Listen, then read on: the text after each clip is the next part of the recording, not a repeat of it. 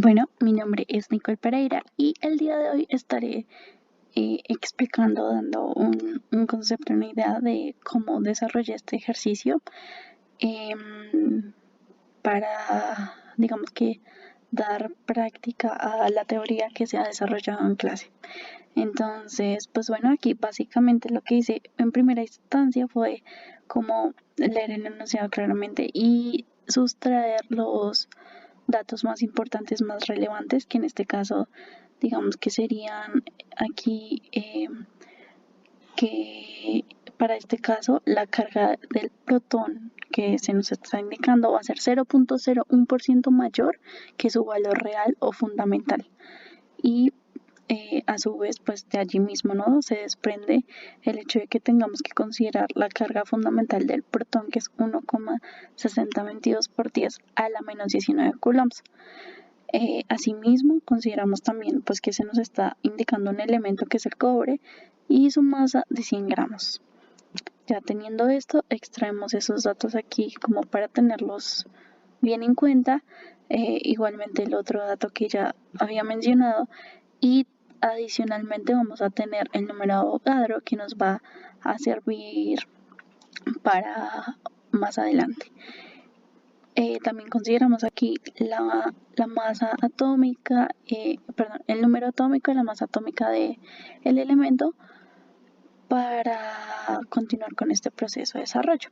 Entonces aquí básicamente lo que vamos a hacer es llevar estos 100 gramos de cobre a protones, o sea, vamos a ver cuántos protones hay dentro de esa muestra de cobre de 100 gramos. Entonces lo que vamos a hacer en primera instancia es pasar esos gramos a moles, luego de moles a átomos y finalmente de átomos a protones, y esto nos va a permitir pues encontrar la carga final con esta diferencia. Entonces lo que hacemos es dividir los 100 gramos entre el número que se nos indica aquí dentro del elemento, y esto pues va a ser cancelar las unidades y esto nos da aproximadamente 1.537 moles.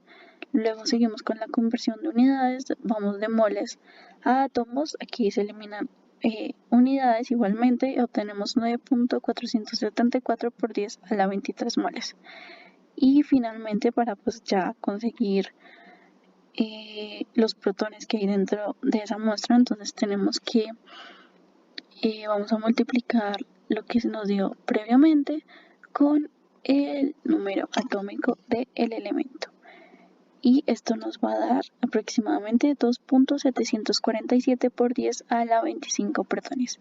Ya que sabemos la cantidad de carga que hay dentro de esta muestra con respecto a los protones, entonces vamos ahora sí a obtener la carga en sí con la diferencia. Aquí sí vamos a considerar ya esa 0.001%, y para ello vamos a multiplicar el número de protones, que es esto mismo que está aquí, que se encuentra aquí, por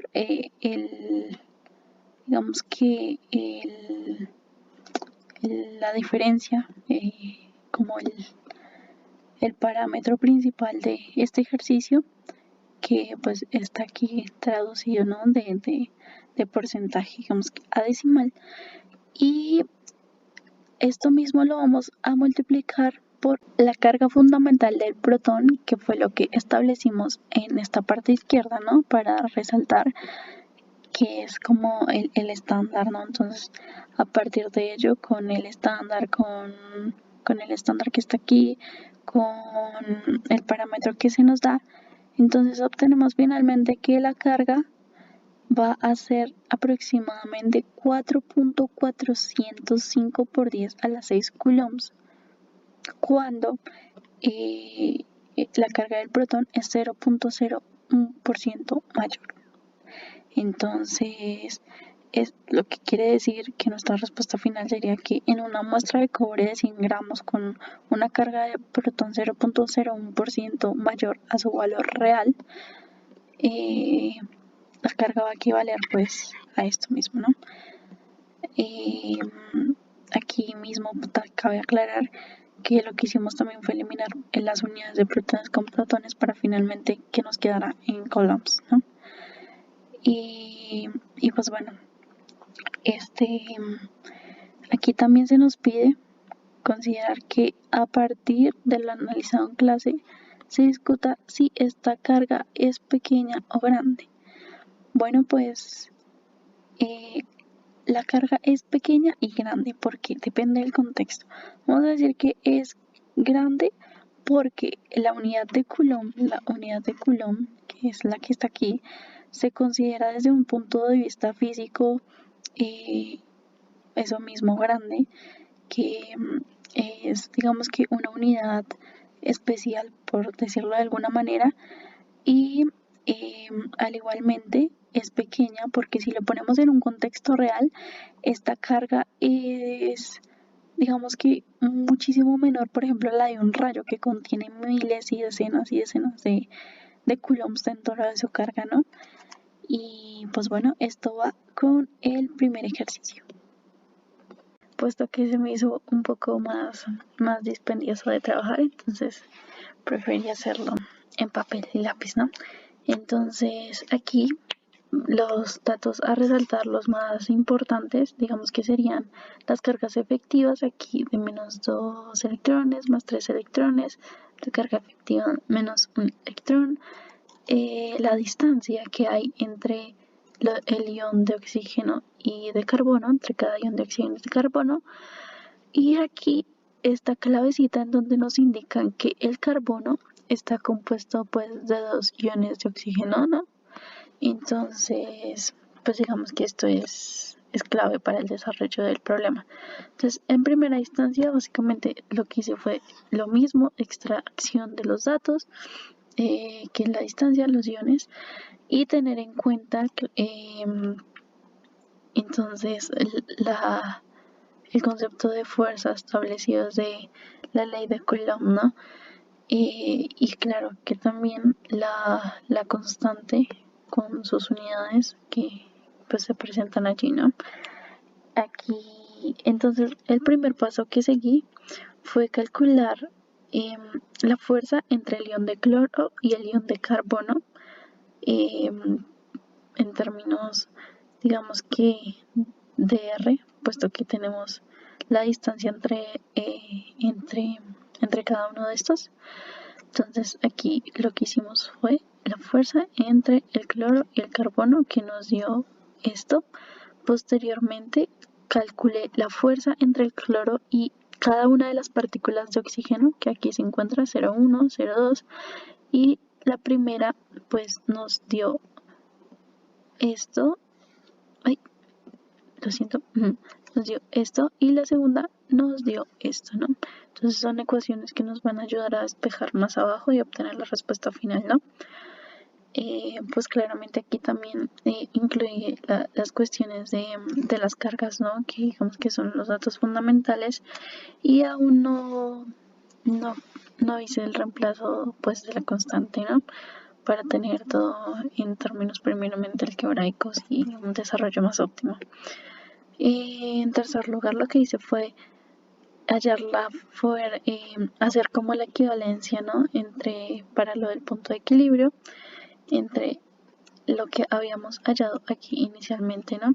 Entonces, ¿qué sería la fuerza entre el cloro y el carbono y la fuerza entre el cloro y las partículas de oxígeno, ¿no? Aquí hay algo muy importante y es que estas son iguales. No sé si se notó previamente, pero básicamente estas dos ecuaciones nos dieron lo mismo, ¿no? Esta y esta. Y es por ello que en este apartado puse esta, ¿no? Únicamente esta. Aquí quizá no puse como en la anotación, faltó ese detalle que podría haber puesto 0,2, pero digamos que puse únicamente eso porque son equivalentes. Sin embargo, pues aquí está implícito el tema de que pues es equivalente por las mismas, ¿no? Una vez ya tengo esta ecuación de equilibrio, Entonces lo que hago es reemplazarlo, ¿no? Para R, que es una distancia que pues ya conocíamos, entonces era más trabajable llevarlo a los términos de lo mismo. Y despejando, entonces pues tenemos que el radio va a ser igual a dos veces esto sobre, bueno, pues hacemos el despeje totalmente normal y reemplazando con la distancia que ya teníamos, ¿no? Que se encuentra aquí, exactamente aquí, pues reemplazamos aquí, ¿no? Que es este mismo dato de aquí, y eso nos da 1.8 por 10 a la menos 21 metros cuadrados. Sacamos su raíz y nuestra respuesta final es que la distancia es de 1.34 por 10 a la menos 11 metros. Allí es donde el ion se encontrará en equilibrio.